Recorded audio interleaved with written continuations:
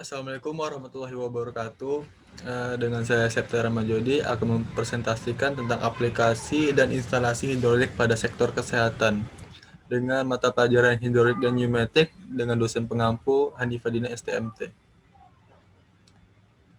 Jadi pokok bahasan dari video penjelasan saya ini yang pertama itu adalah latar belakang, tujuan, metodologi dengan saya ambil satu contoh atau sampel itu dari mesin press dari pembuatan kapsul. Lalu yang terakhir ada kesimpulan. Nah, latar belakang.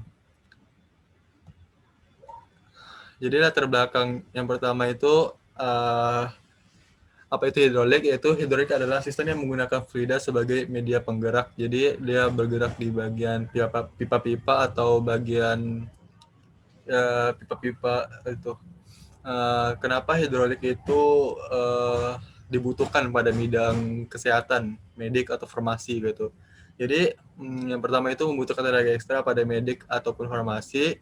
Seperti kita ketahui, sekarang itu teknologi farmasi atau medikal itu banyak menggunakan mesin-mesin besar seperti pembuatan obat, itu mesinnya besar, atau kita bisa ngelihat itu ada CT scan. CT scan itu seperti alat pemindai otak itu kan memerlukan tenaga untuk menggerakkan bagian tempat tidurnya agar manusia bisa bergerak, lalu tidak memakan tempat dan tidak mengganggu pasien ketika dioperasikan, karena sangat penting untuk dunia medis supaya tidak mengganggu pasien yang lagi sakit. Baru selanjutnya ini contoh-contohnya. Yang pertama itu yang ada di kiri atas itu ada dental unit. Kita bisa ngelihat itu sistem dari bangku tempat tidurnya itu menggunakan hidrolik dan bor-bornya menggunakan hidrolik. Lalu di bagian kanan atas itu ada hidrolik press untuk membuat obat pil atau tablet.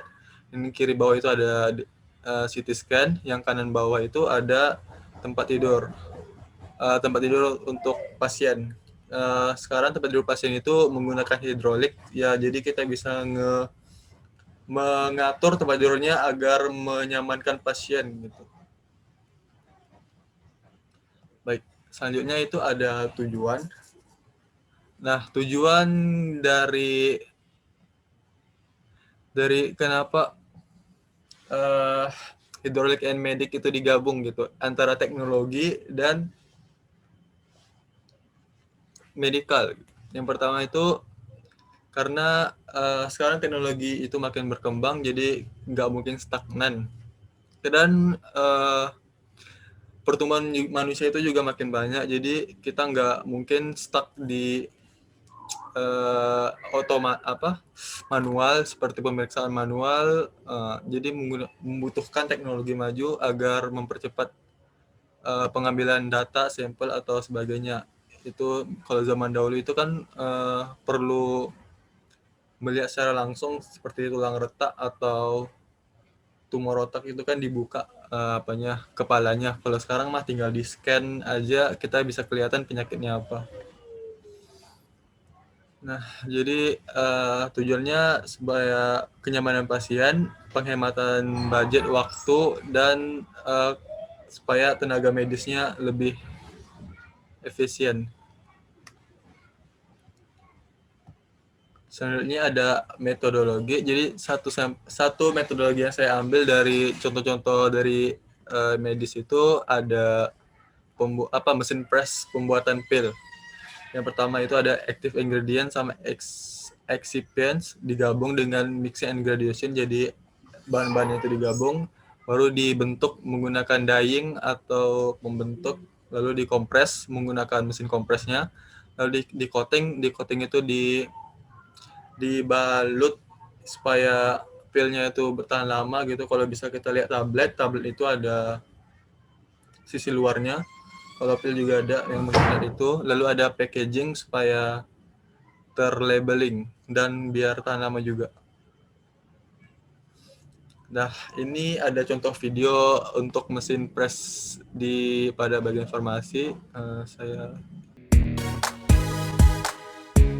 Ini ada video dari press.